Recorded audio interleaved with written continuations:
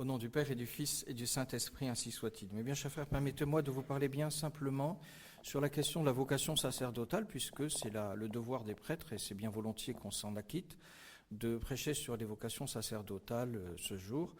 Et l'embarras du choix nous dirige vers ceci ou vers cela. J'ai choisi de vous parler des conditions pour rentrer dans un séminaire. Qu'est-ce qu'on demande à un jeune pour entrer au séminaire? Qu'est-ce qui est vérifié par le directeur du séminaire, par le prêtre qui s'occupe du jeune homme qui postule, qui aspire à rentrer dans la vocation sacerdotale? Qu'est-ce qu'on lui demande? Quelles sont les dispositions antérieures? On pourra se demander quel est l'intérêt de la question. C'est d'abord pour les jeunes gens qui, parmi vous, réfléchissent à la question de la vocation et qui font bien, ou ceux qui n'y réfléchissent pas, mais qui peut-être feraient bien d'y réfléchir, cela ne pourra que les aider. Et puis aussi pour tous ceux qui sont parents et de garçons, ou qui pourraient l'être, le devenir un jour, parce que la façon dont la famille prépare, avec la grâce de Dieu et le secours de tous les autres acteurs de l'éducation, qui sont nombreux, la façon dont elle dispose l'enfant va jouer sans doute un rôle dans sa préparation à la vocation. Et toute famille chrétienne devrait faire en sorte de pouvoir assurer à ces jeunes gens, les garçons de la famille, l'éducation nécessaire pour que le bon Dieu puisse l'appeler. Alors on n'y arrive pas, ou on y arrive, et quand on y arrive, parfois le bon Dieu n'appelle pas, c'est lui qui décide de façon très libre. On ne sait pas. On ne sait pas pourquoi il choisit l'un, il choisit l'autre. Les raisons du Seigneur sont impénétrables à nous, pauvres êtres humains.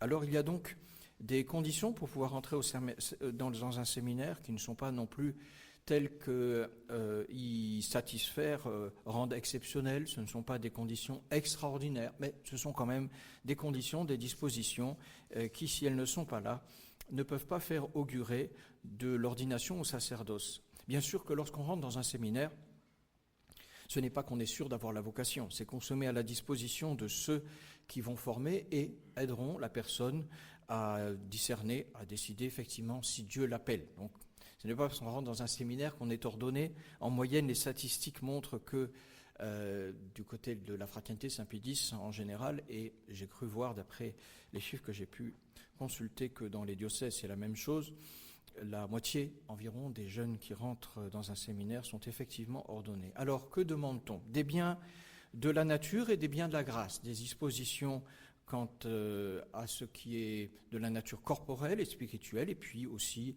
des vertus d'ordre surtout naturel bien sûr, mais surnaturel aussi. Quant à la nature, il y a grosso modo 3 choses que l'on attend du futur séminariste. C'est d'abord une santé suffisante, car il y a évidemment des handicaps, et puis même des maladies, des dispositions physiques qui font que un jeune ne peut pas rentrer au séminaire. Il y en a qui n'y entrent pas parce qu'il leur manque un membre, ou bien ils sont muets, il y en a qui ne voient pas suffisamment, il y en a qui n'ont pas la santé nerveuse. Alors cela, évidemment, on n'y peut pas grand-chose, bien s'il s'agit dans l'éducation de prendre soin du bien, même physique, de ses enfants. Et puis, ensuite, des dispositions intellectuelles qui ne sont pas exceptionnelles, mais on estime que pour les études à la fois dogmatiques et puis pratiques aussi, en ce qui concerne la morale tout spécialement, il faut un minimum de capacité intellectuelle estimée au niveau du baccalauréat. Et ensuite, après cela, il y a une échelle de capacité, bien sûr, mais le minimum est cela, car il faut tout de même pouvoir répondre devant les fidèles de la foi catholique ou devant ceux qui ne le sont pas.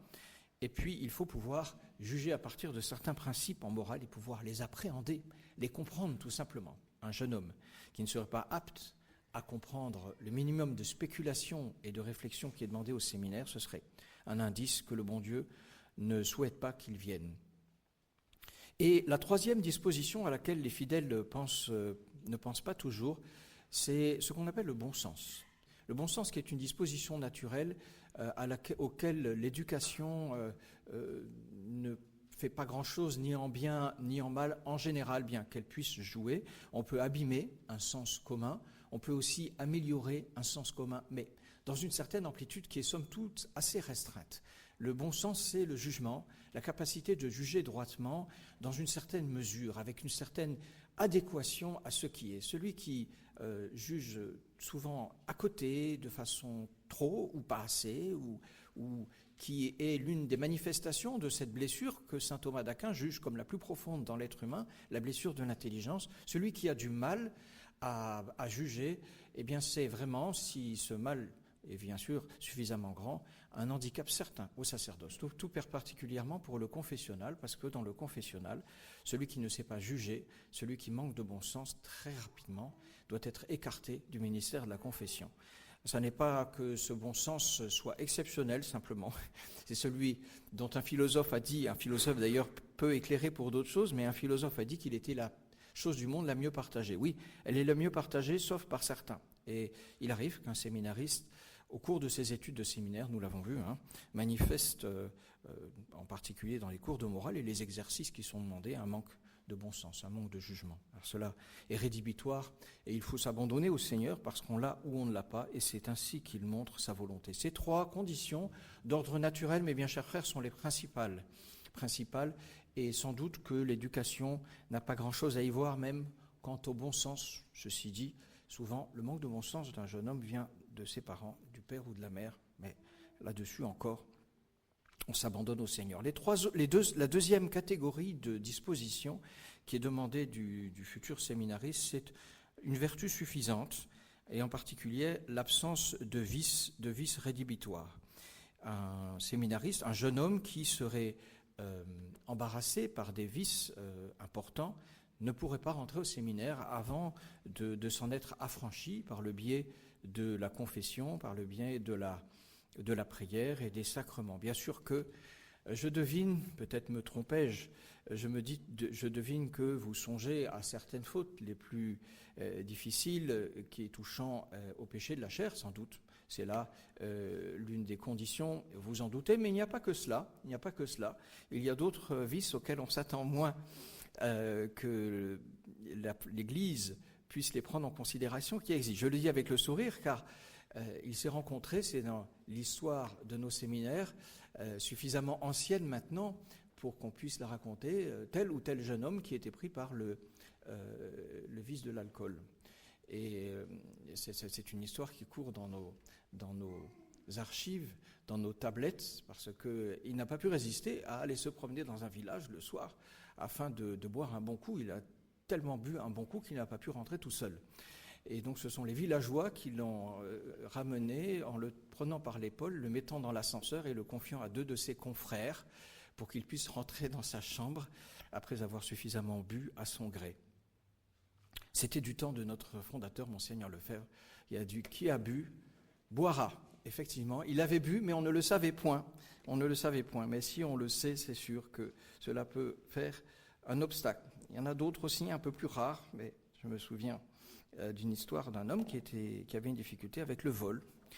Il chapardait les livres, en particulier les livres de morale, n'est-ce pas curieux? Les livres peut-être Esthèse pour s'aider. Il chapardait les livres de ses confrères. Et il y avait là une maladie, autant qu'un vice, c'était la maladie de la kleptomanie. Il était tout simplement kleptomane, mais la maladie peut engendrer le vice ou le favoriser. Et voilà, ces pauvres confrères qui ne retrouvaient plus leurs livres de morale. Alors, on a enquêté sur la possibilité d'une visite par quelqu'un d'extérieur qui serait passionné par les livres de morale. Peut-être a-t-on mal cherché, mais ça n'était pas là la bonne piste. Alors, le directeur du séminaire, qui me l'a raconté lui-même, est allé ensuite faire le tour des chambres. Et il a vu dans la chambre d'un séminariste une étagère avec un certain nombre d'exemplaires du même livre de morale, donc qui intéressait. Donc convoqué, il a dû avouer qu'il était kleptomane.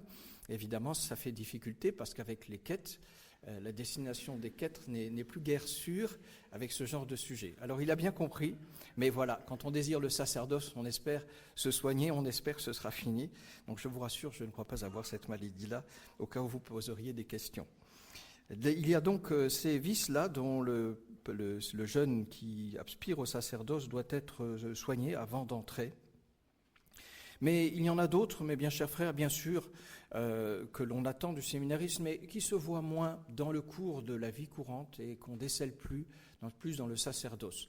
On attend plus du séminariste l'appétit de la vertu que la fuite des vices, évidemment. On demande de lui qu'il aime le bon Dieu, qu'il aime le prochain, qu'il ait la foi, l'espérance et la charité, et tant de vertus morales et théologales que saint Thomas recommande, mais l'on prête aussi attention aux défauts lorsqu'ils sont marqués, invétérés, et certains, évidemment, ne se décèlent qu'au séminaire. Je ne vous en donnerai que 2 exemples. C'est l'orgueil. Il y a des orgueils trop prononcés qui empêchent le lévite de se soumettre avec suffisamment de simplicité à l'autorité, de la regarder avec suffisamment de respect et de déférence. Et ça, c'est clair que s'il y a un orgueil trop marqué, on a peur pour le jeune homme et il se peut qu'on lui dise de ne pas continuer. Il y a aussi parfois le manque de vertu sociale, car nous vivons en communauté. Et si un prêtre, un futur prêtre, est trop insupportable à ses camarades, eh bien, évidemment, ça ne pourra pas le faire plus tard. Donc, il y a ce genre de choses qui ne se décèlent pas en amont. C'est pour ça, mes bien chers frères, que ce n'est pas parce que on voit un jeune homme qui fait partie de votre famille, de vos amis, de votre paroisse qui est rentré. Celui-là, il est fort pieux, il disait 8 rosaires par jour, et puis il avait un regard tellement merveilleux, il étudiait la doctrine chrétienne, il était apôtre, il est rentré, pourquoi n'a-t-il pas continué au séminaire? Ah, mes bien chers frères, il peut y avoir bien des raisons, et la meilleure réponse qu'il faut porter à cette question, c'est d'éviter à ne pas se poser de questions. Quand quelqu'un sort du séminaire, bien sûr, qu'on ne pose pas de questions, il y a 1000 raisons, et le nombre 1000 est à peine exagéré. Il y a 1000 raisons pour lesquelles un séminariste peut ne pas persévérer. Et c'est plutôt en amont, évidemment, qu'on fera attention, mais il y a des choses qui ne se décèlent pas en amont. Il y a en particulier 2 choses, mes chers frères, et je terminerai là-dessus. La première, c'est suffisamment de courage dans le travail, parce que il faut tout de même apprendre la science du prêtre, même si elle ne se manifeste pas auprès de vous, en particulier dans le confessionnal. Le prêtre ne vous montre pas ce qu'il sait dans le confessionnal, mais il sait des choses, comme un médecin qui ne vous explique pas ce qu'il a appris dans ses études, mais qui s'en sert. Et le jeune homme qui n'aurait pas suffisamment de courage pour étudier, explique nos anciens dans les homélies qu'ils font à ce sujet à leurs fidèles. Un jeune homme qui n'aurait pas suffisamment de courage pour étudier, il faudrait vraiment une paresse très forte, et donc pourrait être arrêté. Et l'autre, c'est l'intention. Alors ceci, mes bien chers frères, c'est très important. Pourquoi rentre-t-on au séminaire? Jadis, sous l'Ancien Régime, il y avait bien des raisons qui pouvaient vicier l'intention et qui n'existent guère. On pouvait rentrer au séminaire pour avoir une situation, dans une situation financière en particulier, être à l'aise, aussi une situation de notable parce que la société chrétienne faisait une large place, une place honorable aux prêtres. On pouvait y entrer par ambition, on pouvait y entrer pour tout un tas de raisons qui étaient mauvaises. Et ce genre d'intention est devenu plus rare, car il faut reconnaître que dans notre société, on ne peut pas dire que le prêtre soit l'objet d'un honneur extraordinaire de la part des autorités publiques. Par conséquent, ce genre d'intention néfaste est devenu rare. Mais il y a une intention qui souvent doit être examinée, c'est l'intention trop personnelle. Les jeunes gens qui rentrent au séminaire avec une conviction trop forte et trop personnelle, trop assise, trop confiante qu'ils ont la vocation. C'est l'une des choses auxquelles les fidèles pensent le moins et qu'on se rencontre ensuite dans le séminaire. Il y a des séminaristes qui sont trop attachés à leur propre vocation, qu'ils sont persuadés envers et contre tout, malgré ce qu'on leur dit, qu'ils ont la vocation, qu'ils sont bien faits pour cela. Alors on les reconnaît, car il arrive qu'après avoir été, qu'une porte leur ait été fermée, ils frappent une deuxième porte, et on en a vu, qui frappe une première, puis une deuxième, puis une troisième, puis une quatrième, puis une cinquième, et parfois la cinquième. Ils rencontrent quelqu'un qui leur ouvre la porte, et ils rentrent, et ils continuent jusqu'à l'ordination sacerdotale. Grand risque, grand péril, grand danger. Imprudence totale, mes bien chers frères, et c'est l'une des choses que l'on demande aux jeunes hommes, c'est d'avoir une intention pure et détachée.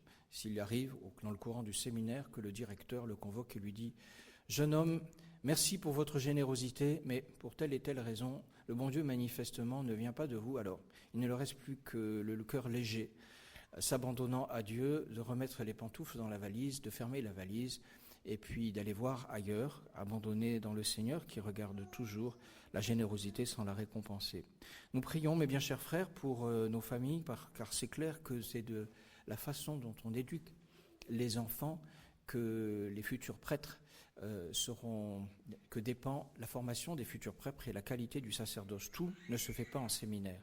Prions pour nos familles et pour que ceux qui peut-être parmi vous réfléchissent, qu'ils se posent la question devant Dieu après beaucoup de prières, de réflexions, de conseils, et que le bon Dieu nous envoie toujours des vocations, car il faut que la relève soit assurée et que lorsque le bon Dieu vient et frappe à la porte, parfois dans le secret du cœur, comme il l'a fait avec les apôtres, et dit à un jeune homme, « Viens sur moi », et bien que ce jeune homme-là, porté par l'amour de Dieu et le service du prochain, réponde, en souriant à la très sainte Vierge Marie, « Oui, je viens ».